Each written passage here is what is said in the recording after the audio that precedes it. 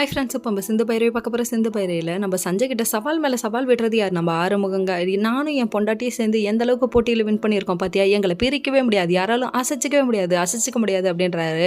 இதெல்லாம் பார்த்த உடனே அந்த வில்லனோட முகத்தில் வருது ஒரு கோவம் கொந்தளிச்சு போய், என்ன மறுபடியும் கை கொடுக்குறியா, உண்டியல் மாதிரி மாறணுமான்னு சொல்லிட்டு ரியாக்ஷன் வேற மாதிரி விடுறாரு. சரி, இப்படி வம்புழுத்தவர் அதுக்கப்புறம் கிளம்பி வீட்டுக்கு போகலான்னு சொல்லிட்டு அங்கே போனால் அன்னபூர்ணியமாக ஐஸ்கிரீம் சாப்பிட்டு ஹச்சுங்கிறாங்களாம். இது பெரிய விஷயமாடா, எல்லாரும் ஐஸ்கிரீம் சாப்பிட்டா ஹச்சுன்னு தான்பாங்க, வேறு ஏதாவது சொல்லுவாங்களான்னு, ABCDன்லாம் ஏதாவது சொல்ல போகிறாங்களான்னு. அப்படிலாம் இல்லை ஏன்டா இப்படி கதையில் கொண்டு வந்து சாவடிக்கிறீங்க அப்படிங்கிற மாதிரி ஆச்சு. இதெல்லாம் ஒரு பக்கம் இருக்குது. அதுக்கப்புறம் இப்படிலாம் ஐஸ்கிரீம் சாப்பிடக்கூடாது சரிங்களான்னு சொல்லி விட்டுட்டு அந்த டைம் பார்த்து சிவாவுக்கு ஒரு லெட்டர் வருதான். என்னன்னு பார்க்குறீங்களா? ஒன்றும் இல்லைங்க, அதாவது கோர்ட்டில் வந்து உன்னை பதில் சொல்கிறாங்கன்னு சொல்லிட்டாங்க. உடனே ஷாக் ஆயிடுச்சாமா. கம்ப்ளைண்ட் பண்ணியிருக்கிறது யார்? நம்ம ஸ்னேகா. வாபஸ் வாங்க சொல்லி போய் நின்னது யார்? சிந்து வந்து நிற்பான்னு இவங்க எதிர்பார்த்தாங்க. கடைசியில் அன்னபூர்ணியம்மா போய் நிற்க அன்னபூர்ணியம்மாவை அசிங்கப்படுத்தி வெளியே அனுப்பிட்டாங்க. இதை பார்த்தோன்னே கோவத்தில் கொந்தளிச்சாச்சு.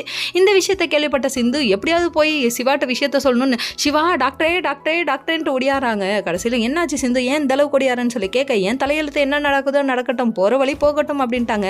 கடைசியில் உன் விஷயத்துக்காக வரலப்பா, அன்னபூர்ணியத்தை அங்கே போய் சமாதானம் பேச போனால் நம்ம ஸ்னேகா கழுத்தை பிடிச்சி வெளியே தள்ளிட்டாலாம். என்னது, கழுத்தை பிடிச்சி வெளியே தள்ளிட்டானா? டே, அவள் அசிங்கப்படுத்தினது அசிங்கம்லடா, இப்போ நீங்கள் கத்துறீங்க பாருடா, இதாண்டா எனக்கு அசிங்கமாக இருக்குன்னு சொல்லிட்டு அன்னபூர்ணி அம்மாவே அழுக போகுதுன்னு நினைக்கிறேன். அவங்களே மனவேதனையில் இருக்காங்க. இப்போ இதை வேற சொல்லணுமா? இது மட்டும் ஆறுமுகத்துக்கு தெரிஞ்சதுன்னா அடிதடி தான். அதுக்கப்புறம் யாரோட தலை எப்போ உருளும்னு யாருக்குமே தெரியாதுல்ல. அந்த மாதிரி ஆயிடுச்சுங்க. ஓகே ஃப்ரெண்ட்ஸ், நெக்ஸ்ட் வீடியோவில்